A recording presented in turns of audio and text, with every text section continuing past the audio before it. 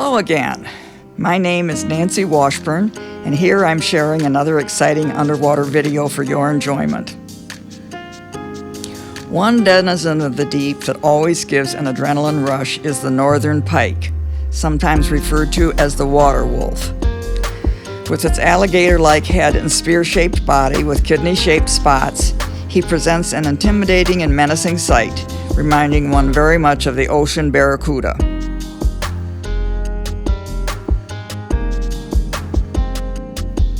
Pike are voracious predators from the time they are only inches long.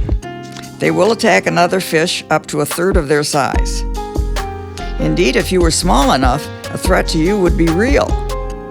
However, with our size advantage, as long as you don't fool with them, there's absolutely nothing to fear, as the pike strikes only other fish and small animals that he can eat in one chunk.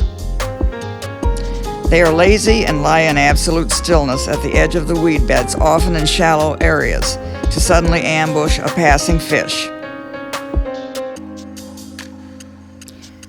Pike are generally 16 to 30 inches in length and can actually live up to the age of 65, with females living longer than males. And oh, those jaws have a life of their own.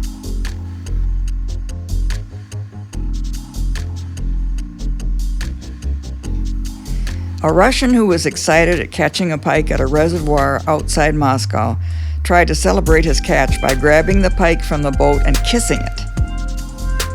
The pike clapped the man's nose, and even cutting the pike's head off would not release the jaws. They had to be pried off at the local hospital.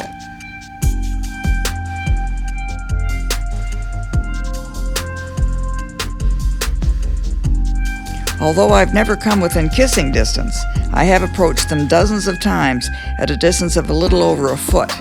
And as long as there is no abrupt movement, they will stay dead still and stare you down, looking malevolent but usually moving slowly away after a few moments.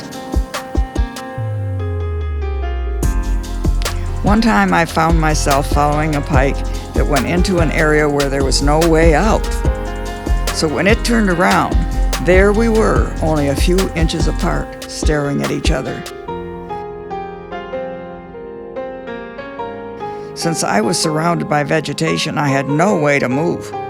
So I just kept videoing it and hoping that this video was not going to be part of the 6 o'clock news, announcing that a snorkeler had been attacked by a fish. It was a tense moment, but the pike just decided to swim under me very slowly and without incident. I will never forget that moment.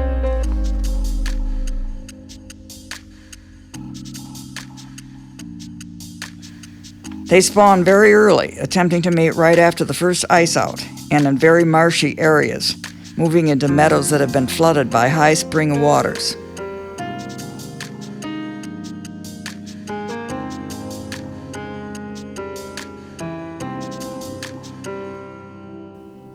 Surprisingly, it is the female pike that is larger, and the mating begins with 2 to 3 smaller males swimming on each side of the considerably larger female, competing for the chance to mate. Although they are considered to be solitary, I've come upon them in groups of 4 and 5 and had them accept my presence naturally. They build no nests and are broadcast spawners, scattering their adhesive eggs to the bottom. Unlike the bluegill, the young are given no parental attention.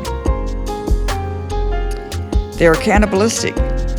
Of a group of young pike in an aquarium, there will soon just be one animal surviving, this one having eaten all its brothers and sisters.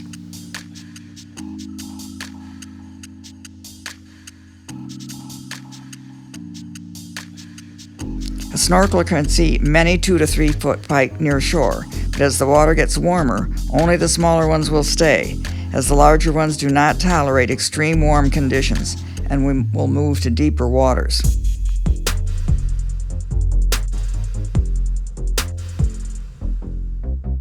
Without a doubt, a close encounter with a big pike is a snorkeler's thrill that will stay with you for the rest of your life.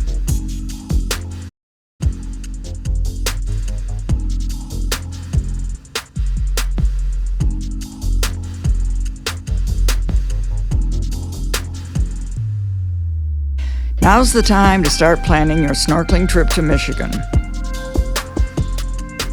I highly recommend the end of April to enjoy the amazing spawning rituals of several species.